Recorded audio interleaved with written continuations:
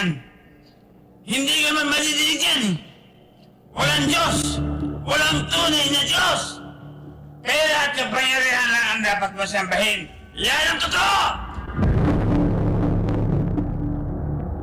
Tama! Tara na nga! Magpakasaya na lang tayo! Iwan mo na yung losyong mong asawa! Diyos ko! Matakot naman kayo sinasabi niyo!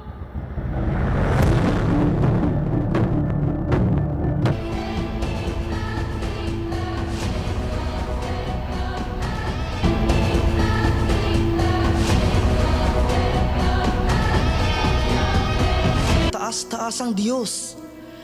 Siya ang ipinangakong magbibigay sa inyo ng buhay na walang hanggan. Siya ay mula sa Kanya at siya ay mula sa Diyos. Lilipunin niya ang sanlibutan at aakayin niya sa matuwid na daan. Sa pamamagitan niya, mababatid ng sangkatauhan ang katotohanan. Ihig ang